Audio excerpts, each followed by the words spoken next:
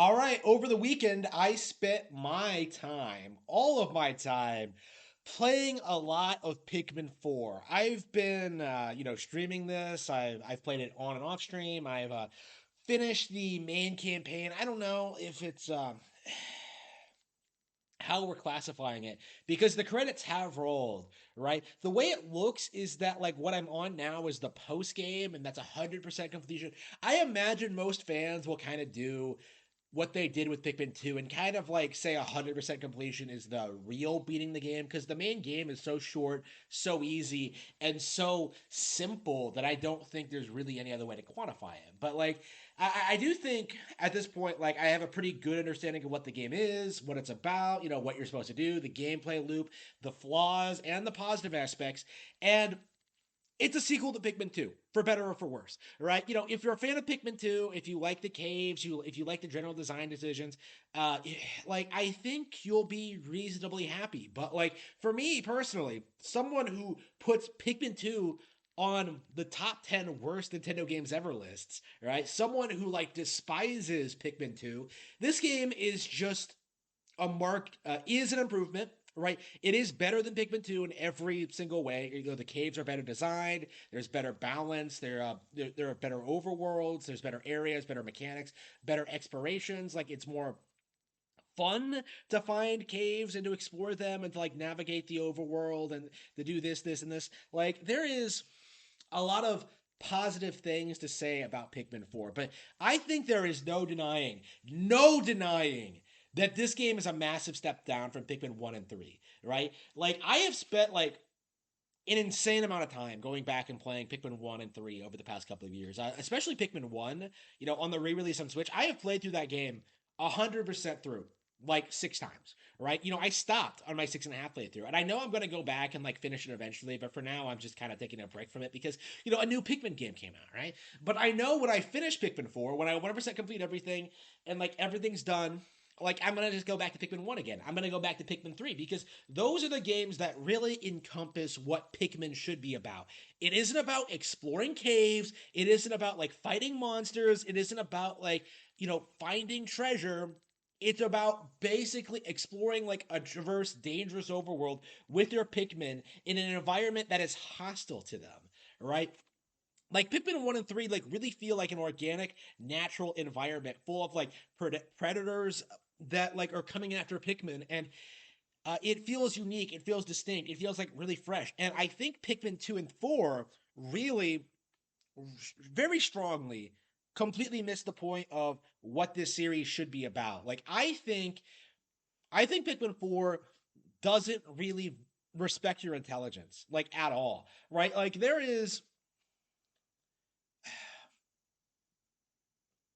it's simply too easy. Like when you get down to it, like when you look at what Pikmin 4 offers and like the gameplay changes it's done and the limitation, like the new features it adds, like Pikmin 4 just really does not seem to think that like the average player can get through the game, right? And I suppose like Pikmin as a franchise is kind of known, especially the original, is known for being off-putting to new players. Like people like really struggle like getting the hang of its unique mechanics, and it's intimidating and stuff like that. But like Pikmin 4 has no like real reason for for like having a day night cycle, right? It keeps track of the days, but like there's no risk for waiting. Like there are like 44 castaways on this planet, right?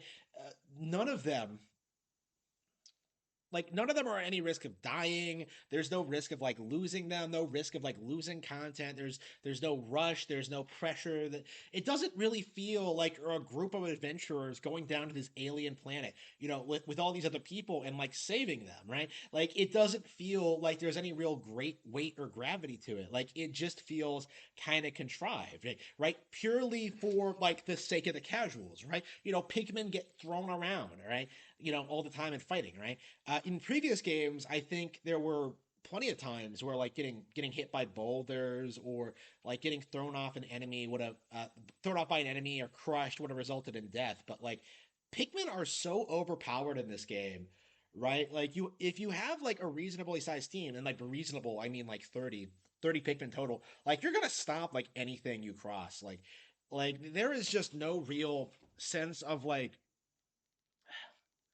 there is no real sense of like real danger, right? You know, if you lose Pikmin, like that's not typically a big deal unless it's like a Pikmin for an onion that you haven't gotten yet, right? You know, like you know, you can't breed purples or whites on the surface, right? That's been a thing since Pikmin 2. And so if you lose those guys, you're going to like not get them back easily unless you go back to a cave and get some more. But like the thing is though, like when you set up a game like that, you're encouraged to not use those kind of Pikmin, right? Like those, like there are so many different kinds of Pikmin I got during these campaigns, particularly winged Pikmin, that I did not use because I was never given an opportunity to. You cannot find the candy pop buds to spawn them and get to use them, and you don't want to use them in combat or in like experimental situations because you run the risk of losing them. So what ends up happening is that you end up like with a sea of like reds, blues, yellows, and ice Pikmin, which have abundant, being a new type, have like abundant candy pop flowers everywhere, right? So you're not going to run a ice Pikmin usually if you're careful. And you know, ice Pikmin are great. Like I like their unique mechanics, I like their abilities, I like their powers. You know, I like how they contrast with like the blue Pikmin. There are, you know, I love ice Pikmin, but like I'm just begging the question: why can't I breed them naturally? Why do I need to go to the candy pop flowers? Like, just let me use the ice Pikmin, carry back food back to the onion, and then I get more ice Pikmin, right? You know, just like Pikmin 3, just like Pikmin 1. I don't want to do this thing where you go down into caves to find more Pikmin. It drives me nuts, right? It completely just, I don't enjoy, you know, how the caves are structured, right? You know, Pikmin 2 has this thing where like the caves are brutally difficult and you have to like, you know, micromanage your team and make sure you don't lose a single Pikmin for like the boss at the end. Like Pikmin 4's caves are easier, right? Like they're more focused on like, you know, light puzzle solving and fighting enemies and collecting treasure and stuff like that, but like they feel like so stale and so boring in comparison, right? Like they're technically better than Pikmin 2's caves because at least they have like unique themes and they have ideas and they use a variety of Pikmin and like, you know, they balance the team for you when you go in, so you're not put into a situation where you can't progress because you don't have the right Pikmin type. Like, but it's easy, right? It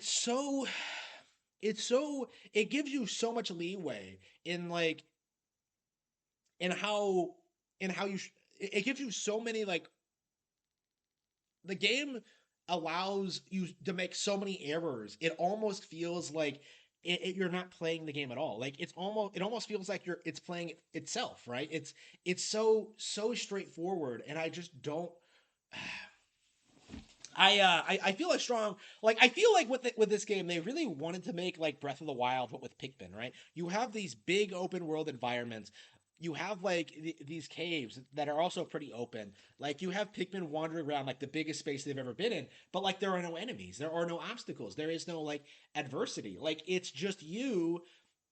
You'll fight a handful of enemies, you know, on your first trip to a location, and then afterward Pikmin will just walk through like no problem, right? You don't have to worry about like weird unforeseen circumstances. Like I'm always thinking back to that scene in Pikmin 3, right? You know, one of the most keynote moments in Pikmin history when like you get winged Pikmin, you assume they're like untouchable by the vast majority of predators, and then you like have them fly back to the base, and then they like end up getting stuck in like a spider web, right? And then you like just lose a bunch of them, and you have no idea what happened, right? You know, there's nothing like that in Pikmin 4, right? Pikmin 3 really challenged you to like really like, you know, Pikmin 3 wasn't hard, but like it respected like, you know, each of the five available Pikmin types in the campaign. It gave them a lot of like opportunity to like be utilized in unique, fresh ways. And four just does not feel that way. Like four, it just feels like you're going through the motions constantly, and it's just so frustrating. Like, you know, the Dory battles, like the Dory battles, it feels like they decided to put like an AI developed like a multiplayer game. Like it's a multiplayer mode, right? You have like a split screen exactly like multiplayer, and you're playing against like someone else, like Olimar, right? You're trying to like, you know, collect more things than him in like a Pikmin battle, right? And it's fun for a multiplayer mode. But like you have to like ask yourself like why am I doing this in the single player campaign? Why am I not like exploring the overworld right now? Like things like the Nidori battles feels like padding. Things like some of these caves feels like padding. Like it feels as if like the developers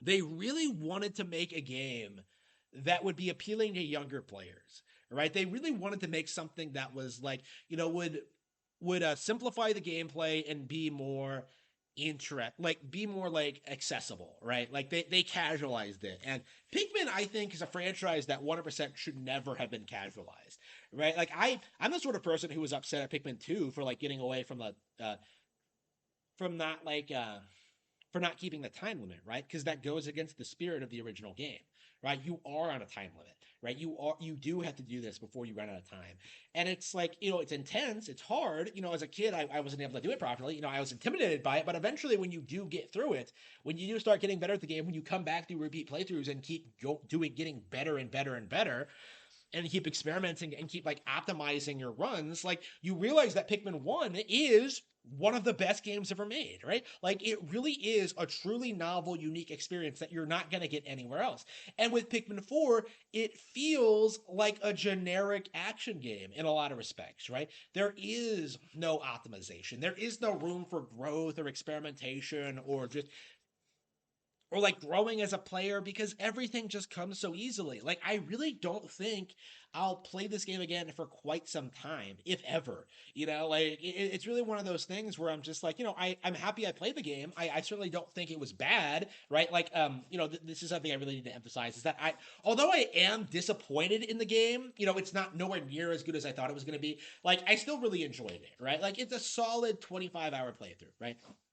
Like, there's nothing wrong with Pikmin 4. Like, it's just not great, right? And that's what I'm looking for in my entertainment, right? Like, I'm not looking for mid, I'm not looking for good, I'm not looking for great. Like, I want more games like Breath of the Wild. I want more games that, like, really understand, really have a vision and really deliver on it. Like, really create, like, a unique experience that just oozes style and really respects the player, really respects the time and effort that like we go through these games. And I feel like Pikmin 4 does not do that. Like I think Pikmin 4 more than any other Nintendo game I've played recently really feels like it was made for a mass market audience. And I think that really diminishes its long-term appeal. Right? Like I do think that like I legit thought there was a possibility this could be like the best game released this year or the second best game released this year. Like I thought it was possible for this to be better than Tears of the Kingdom, like before Tears of the Kingdom came out, right? Like I thought there was a possibility for it, but now that I've played both, like Tears of the Kingdom is like so far above like every other game ever made. Like I'm still playing and talking about it like all this time later, right? There's so much to talk about when it comes to Tears of the Kingdom, but like Pikmin 4, like so many missed opportunities, so many like things from the previous games that are just missing or not here. I don't like the aesthetic change. I don't like the they them pronoun usage. I don't like the overworld map and how you like have to go around talking to people. Like tying the upgrade system, the raw materials that you also have to use in the field is kind of weird. Like there are so many things about this game that just feel as if like they weren't thought all that through all that well.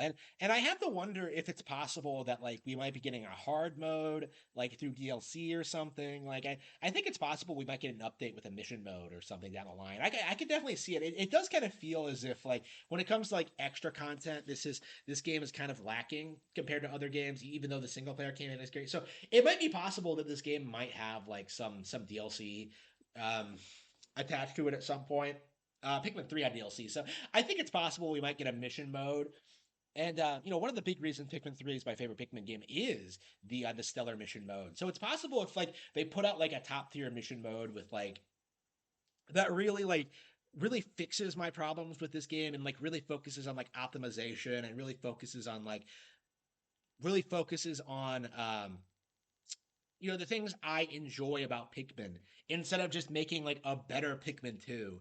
Like we might actually see this game be salvaged to some extent.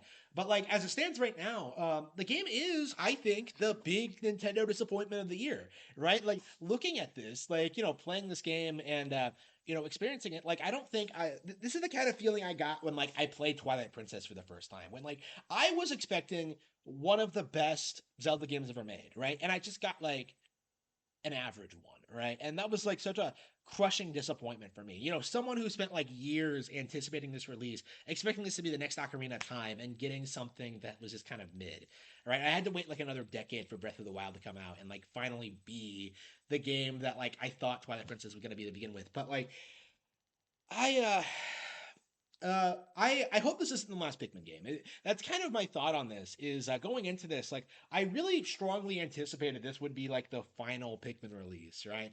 Like there are legit concerns in